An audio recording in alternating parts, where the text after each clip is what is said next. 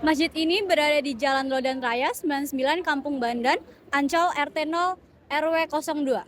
Masjid ini sangat berpengaruh bagi perkembangan sejarah Islam di Indonesia. Jadi masjidnya awalnya itu berdiri tahun 1879. Pendirinya adalah salah satu dari ketiga wali Allah di sini, yaitu Habib Abdurrahman bin Alwi Asy'atri. Ya.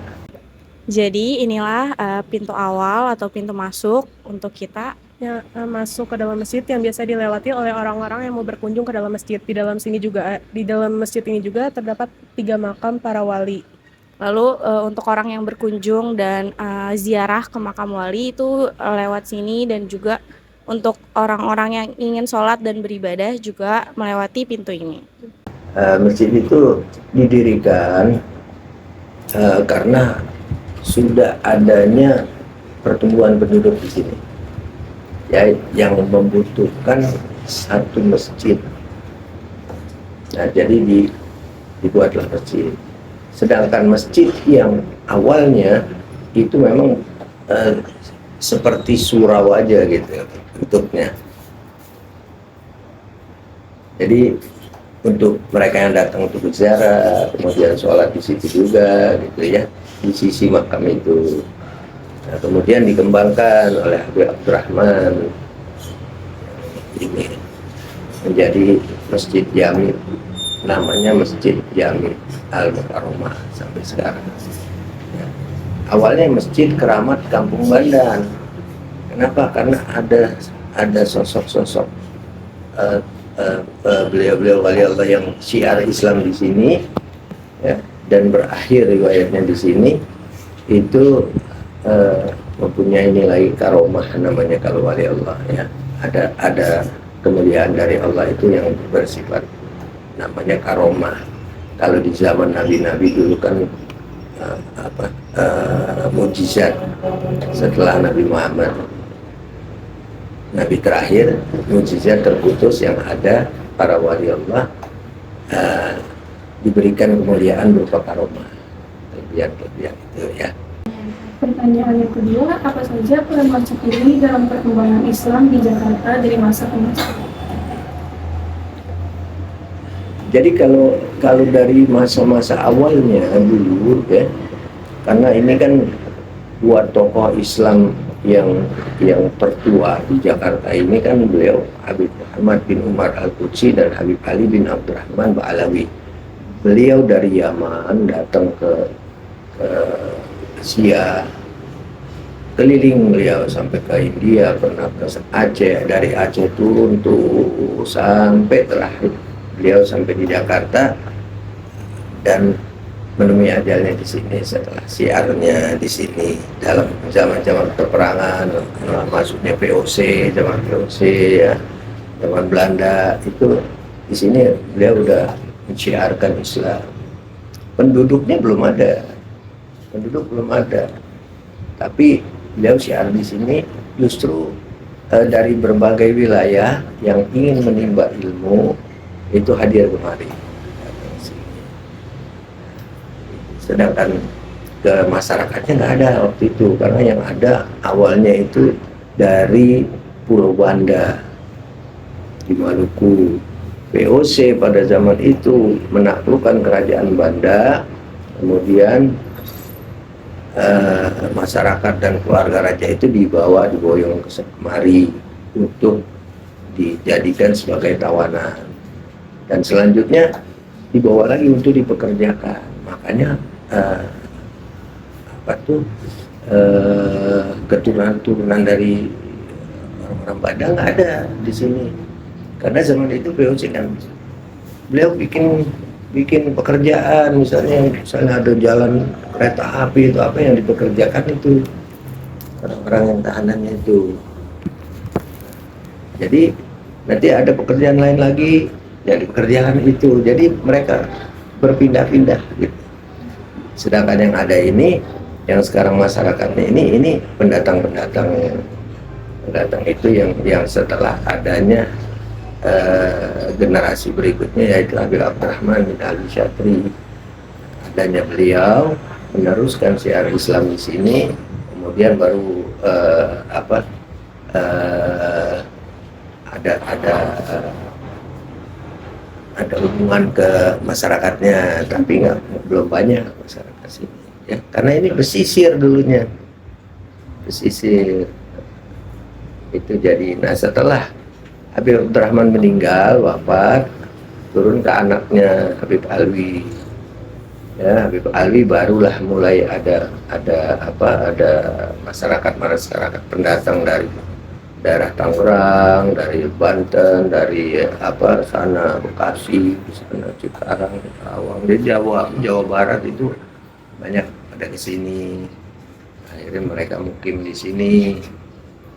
Kemudian membutuhkan satu masjid yang bisa dipakai untuk sholat berjamaah seperti sholat Jumat, sholat Id ya, Idul Adha, Idul Fitri bisa dipakai karena udah ada pemukimannya tuh ya. Setelah revolusi barulah dirubah namanya jadi Masjid Jami Al Mukarromah ya, bisa sholat jamaah semuanya. Itu di tahun 1947 dibangun. Yang tadi saya bilang seperti surau itu diperluas jadi masjid Jami atas biaya dari Habib Alwi. Habib Alwi ini punya rumah-rumah sewaan dulu, dijual, diperluas wilayahnya. Dengan perluasan itu akhirnya makam yang tadinya ada di sisi musola ini nih, yang ruangan kecil aja nanti bisa dilihat di sana ada 9 pilar itu di samping di sisi makam. Nah, dengan perluasan itu maka masuklah ini bangunan ini, makam ini di dalam masjid itu gitu. Jadi di sisi masjid jadilah itu Masjid Jami Al Mukarromah. Ini mau nanya, kalau yang depan itu makam siapa? Jadi begini, sejarah adanya makam-makam lain yang nggak ada namanya ya, itu adalah makam-makam yang memang jadi Habib Abdurrahman ini datang ke sini karena ada amanah dari Habib Keramat Empang Bogor ya. Beliau Abdullah bin Muhsin atas tuh di Bogor, beliau sahabatnya termasuk muridnya, beliau diamanahkan cari 2 makam wali Allah ini ya, adanya di pesisir laut. Carilah beliau, ketemu makam-makam ini. Di antaranya ada makam-makam lain juga.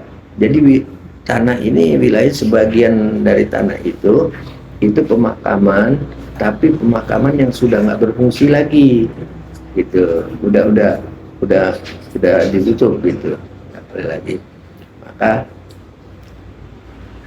dibelilah tanah sekelilingnya kurang lebih 5.000 meter itu, termasuk ada makam-makam yang lainnya. Di antaranya ada makam wali-wali Allah ini beliau. Jadi dipelihara keduanya, kemudian beliau syiar di sini juga sampai beliau pun wafat di sini, dimakamkan di sisi keduanya itu. Ya. Jadi kalau ada makam-makam lainnya, dulu banyak makam lain, tapi kan perkembangan masjid kan, karena populasi masyarakat bertambah terus, akhirnya kan butuh kapasitas buat jamaah ini untuk bisa ditampung di sini, maka ada pengembangan gitu. Pengembangan, dibangun lagi masjid ini tahun 2007 ya. Kita bangun lagi masjid di depan bangunan yang ada makam itu supaya ruangan sholat nanti di sini, sedangkan ruangan untuk pengunjung ziarah di tempat yang ada makam itu, bangunan yang makam itu. Kemudian diperluas lagi dengan adanya bangunan yayasannya, tempat pendidikannya gitu, sehingga makam-makam yang tadinya ada di situ mungkin saya nggak tahu karena saya belum di sini waktu itu ya. Saya baru masuk sini tahun 1998 sampai sekarang. Jadi sebelumnya itu apakah itu jenazahnya dipindah atau dan kita nggak tahu, ada sejarahnya kita nggak tahu ya. Tapi saya masuk, kemudian yang masih ada adalah yang di depan sini. Saya punya apa, artinya pemahaman bahwa kalau masih ada makam walaupun tidak ada namanya dan dekat dengan para wali-wali Allah ini, dengan orang-orang yang soleh, tentunya kan kalau bukan dari keluarga beliau, mungkin dari murid-murid beliau, karena sejarah dari orang-orang tua dulu di sini tempat lima ilmu, pusat ilmunya di sini. Jadi kemungkinan dari daerah-daerah yang memang berkunjung ke sini untuk menimba ilmu agama ya. Jadi saya bertahan ini, kita tetap pelihara yang masih ada gitu ya. Di antaranya ini bagian depan, karena bagian belakang dong. Seiring perkembangan waktu kan banyak juga perkembangan masyarakat di sekitar Iya, masjid iya. juga ya. Terus masjid ini juga banyak perubahan juga yang sebelum dibilang tadi. Kira-kira apakah ada kegiatan rutin yang dilakukan di masjid ini sendiri?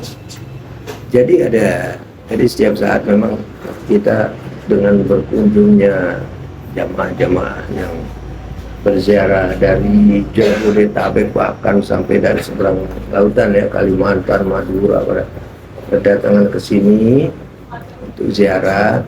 Nah, mereka juga berzikir, mereka sholat di sini juga, dan masjid ini jadi sentral daripada masjid-masjid lain yang ada di wilayah utara sini, terutama khususnya masyarakat sini.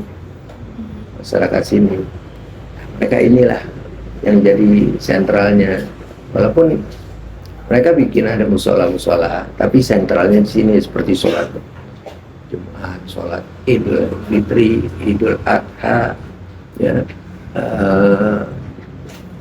Idul Kurbannya tuh di acara-acara khususnya, misalnya pemotongan hewan kurban, itu kita bagikannya ke masyarakat sini ya.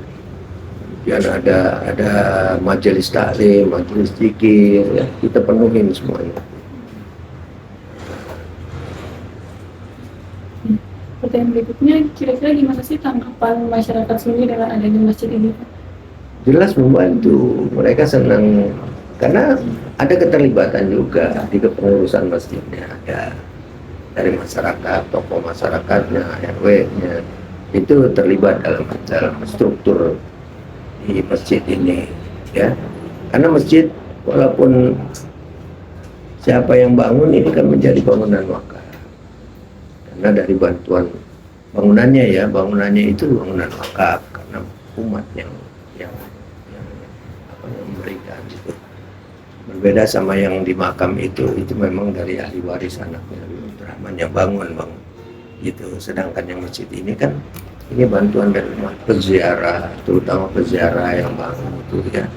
Jadi yang memakmurkan ya wilayah masyarakat sini, mereka yang pakai masjidnya, imam-imamnya pun sebagian besar dari mereka ya. Terus untuk majelis-majelisnya dari masyarakat juga atau keagamannya juga yang isi gitu, sama dengan kita yang pengurus di sini. Jadi mereka ikut berpartisipasi dalam Iya, jelas dari sejak adanya makam udah mereka juga ikut. berarti banyak dampak yang amat sangat berpengaruh besar terhadap masyarakat sekitar, terhadap Iya. dari awal pendirian masjid ini. Dari adanya makam Dari ini, adanya makam. iya banyak membawa keberkahan buat dia. Ya. Yang terutama pada saat 2001 itu terjadi kebakaran besar di sini. Kebakaran besar, 1 RW habis, sisa berapa rumah bangunan aja. Itu jadi karena bangunan yang ada di sekitar areal sini itu selamat, maka mereka mukimnya di sini. Jadi mereka tuh kita tampungnya di sini. Dari semua di sekeliling masjid, termasuk di bangunan sana atas bawah tuh 2 lantai penuh dengan masyarakat sini. Kita buatkan dapur umum, kita terima bantuan sosial, kita berikan kepada mereka gitu. Jadi mereka merasa terbantu. Ya. Itu juga. Dan kita kalaupun ada orang berziarah misalnya kepingin berbagi kepada kaum duafa atau fakir miskin atau yatim piatu di sini, nah kita tinggal salurkan. Itu. Ini kita pertemukan orangnya dengan itu, kita fasilitasi aja. Jadi memang keterkaitannya sangat erat. Dan kita di sini juga butuh masyarakat untuk memakmurkan masjidnya. Ada acara mereka di sini, ada majelis ilmu mereka hadir di sini menimba ilmunya gitu. Dan dari berbagai sisi deh, sisi sosialnya juga sana kita limpahkan. Mau kita limpahkan kemana kalau bukan ke masyarakat kan gitu ya.